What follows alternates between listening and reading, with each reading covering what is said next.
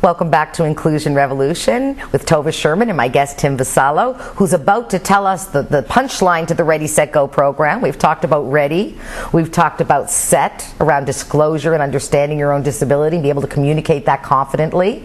And now I'm really excited to hear about Go, because I know as a screenwriter and as a published writer as well, Tim, this piece is really something that's very close to your heart. Tell me about the third week, the week known as Go. Well, the third week, Go, we do it's basically a creation circle. It started off, it was... A creation circle? Yeah, it was initially going to be a writer circle.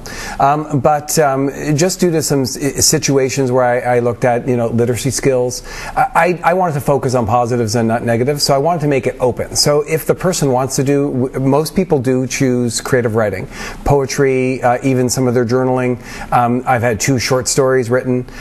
So, they get to be a little bit more creative, but however, if somebody stays into arts and crafts, it could be something they're knitting. They could be doing a knitting project. So wait, why are we, because you have to connect this for me, sure, okay? Sure. So I understand week 1, we're really getting their confidence up, self-awareness. I get week 2, right. We want to get under the disclosure piece, accommodation, how to communicate about your disability, when to communicate, why to communicate, all of those wonderful details that are tough, but it's so key if you're going to move forward into mainstream employment. And then the third week, you've talked about a creative circle. Why?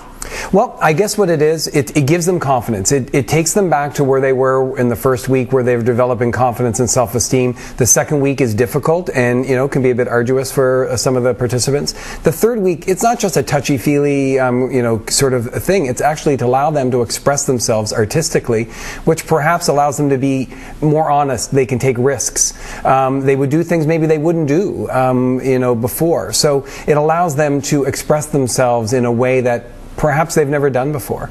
Are they going to have a focus on that expression? Are you hoping that they'll express their experience in the first 2 weeks, their experience around frustrations? Like, is there a theme of any sort, or is it really just whatever you feel like you can write about your dog? I don't know. I mean, what is the purpose of that third week? Well, I don't like to constrict people. Understood. So I like, them to express themselves artistically.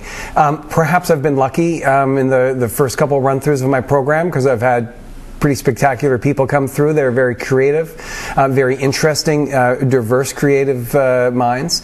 I think it's just the fact that you let people color outside the lines, because that's when you see who they really are. So, it allows them to be the individual that they are, express themselves, to say, I want you to do this, or I want you to do that, or write a story, but only about your experiences here. They've been told their whole life what to do, especially if they're just coming through school. We've been told in school, you write about this, you write about that. We don't always get to do what we want to do. This allows them to do what they want to do, to take the confidence, to say, this is me, this is who I am. Have you found that they have been reflecting on the experience, or that has been sort of kind of permeating into their writing or their creativity? I have found basically of the people that have gone through my program so far, only one has written something that would be considered to be outside of the program. Understood, like just about something just more about personal something or abstract. Else. So, for the most part, they have written poetry about their experiences, not necessarily in the program itself, but before and after, where they're going to go, where they see themselves. Perhaps it allows them to express something that they've been they found it difficult to express before. Now, I understand that the work that they do, you then put up on the reachAbility website, so that it's actually published, and anyone can check out some of the expressions from the clients that have gone through the Redi Set Go program at the reachAbility.org website. Is that correct? That's correct. Really what it came down to was we wanted to do something that I'd been reading, doing a lot of research for the program, and I stumbled across the concept of the cyber quilt.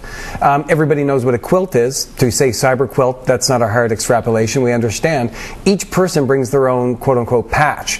Whatever their expression is, that's their patch. It gets added to, and it keeps getting larger and larger. So on our website, when people come there, this expression is there for people to see all the diversity, the backgrounds, the uniqueness. No one patch is the same, and that's the dynamic thing about it is, so if, for example, I have a client that they want to be in the program, they want to know what it's like, I introduce them to the website, I tell them to go online and have a look around. They get to review some of the materials. Can I ask you quickly, because we have to wrap up. Okay. what's happening after the program, if you can tell me, just in a few words, like are the clients coming out and moving on? What's been the difference? Well, what we want people to do is to move on to something, either school, self-employment, or employment.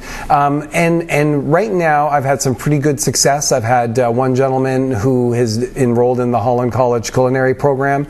His biggest step is not being in the program; it's moving away from home and moving to another province. So there's a lot of different outcomes that you're seeing as a result of what would be, as you said, coloring outside the lines a little bit. And I really appreciate it, Tim. We're going to quickly go to our news and poll before we have to sign off today. As everyone knows, our listeners, every week we have a little bit of news and a poll. And if you want more information or to put your opinion down, come to inclusionrevolution.com. Today our news comes from the Chronicle Herald, and it says that the 2009 Federal Disability Report states that the number of Canadians with disabilities has increased from 12.4% to 14.3%. That's 4.4 million Canadians, or 1 in 7.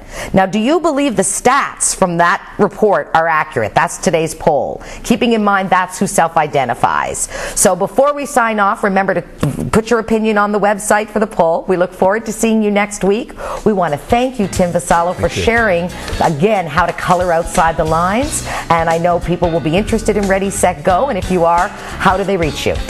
They can reach me at tim@reachability.org, or they can reach us at our phone number, 902-429-5878. Thank you, Tim Vassallo, and thank you all of you for joining us again for another episode of Inclusion Revolution. We'll see you next time.